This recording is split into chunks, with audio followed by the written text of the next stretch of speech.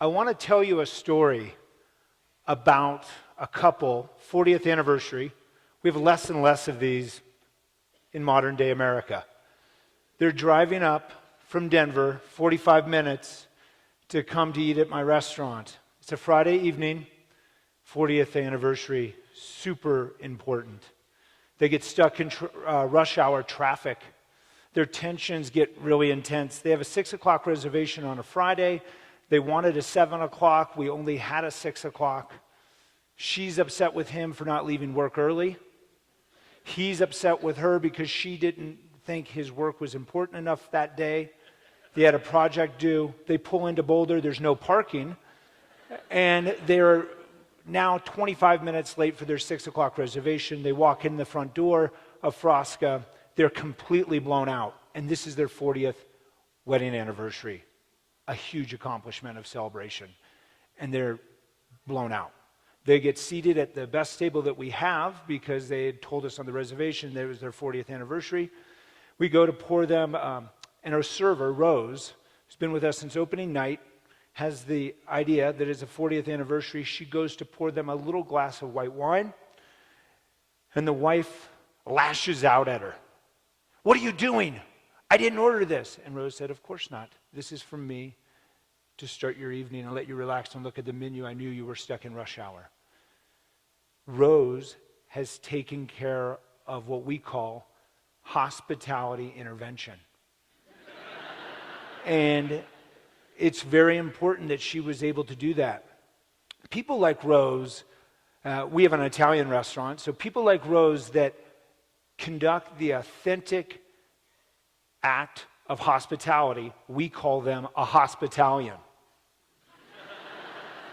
So I want to talk to you about the difference between service and hospitality. We have it all wrong in the United States. We think service and hospitality is the same. There's actually awards, the Service and Hospitality Award. They're not interchangeable.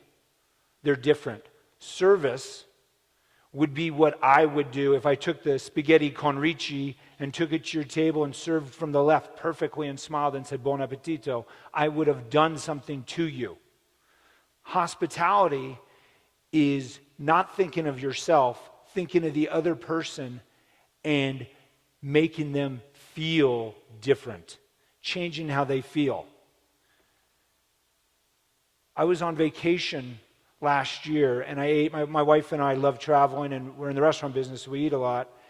And we're at a Michelin 3-star restaurant in Paris, and that's the highest award in restaurant touring. And we ate at a restaurant that had a wonderfully curated staff, the greatest maitre d' in Paris, the hottest young sommelier in Paris, captains that were mercenaries from all the other great Michelin 3 stars. And we had a wonderful meal, torque canard, tableside, dollop of caviar on the Wild Turbo. Every box was clicked to perfection. We walked out into the Parisian night and we had a perfect meal. But something was missing. The next night, we had an EasyJet flight to Modena, Italy, $69. Ate at Osteria Francescana restaurant, Michelin 3 stars, just became top 3 restaurant in the world. Any restaurant that could rest on their laurels and not go the extra bit could be them. They changed the night. The chef in his crispy white chef's coat and his lime green New Balance sneakers comes into this stoic dining room and checked on all the tables individually, 12 tables. We had an anniversary, my wife and I on vacation, 6 businessmen and a young chef from London, a young line chef, the lowest on the totem pole. Chef Massimo Bottura sees that this young man's taking a photo, takes him to the back to the kitchen, and shows him how he made the last dish, the bollito misto, non-bollito. It would be like us being at a Rolling Stones concert and Mick Jagger grabbing you out of the second floor and taking you backstage, and hopefully Keith Richards doesn't get you into the wrong stuff. But he changed that young man's life. Their staff changed our evening, wrote down where to have coffee the next morning, where to stop on the road to Tuscany. They showed hospitality. Completely different experience.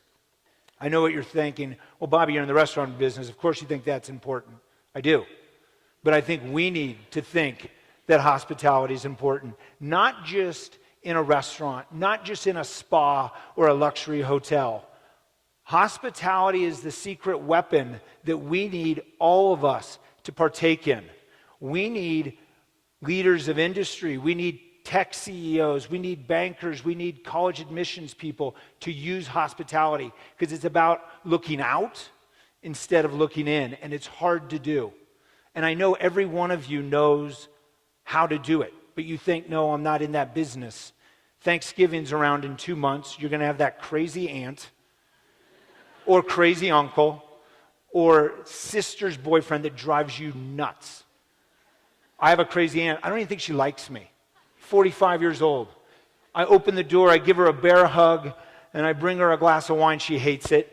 Bring her a second glass of wine. She doesn't like it. Remind you, I'm a master sommelier. She should like one of these. I pour her a glass of Polini Montrachet, and she says, that'll do. Sits down, puts 2 ice cubes in it. And I'm like, my job is to make Aunt Gail feel great. And every one of you have done that on Thanksgiving or a holiday in December or a family function where you have to overcome that person that comes at you aggressively, just like Rose did, and you make them feel great. Then why do we stop doing hospitality the other 364 days of the year?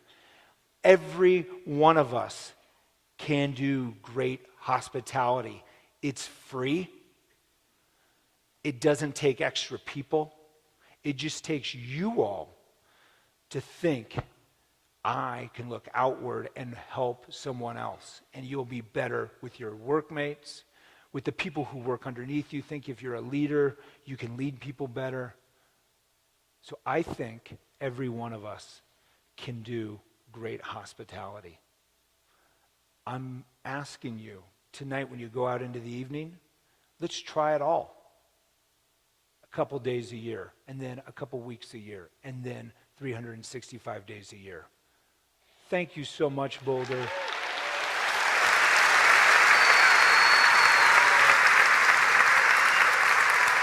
Thank you.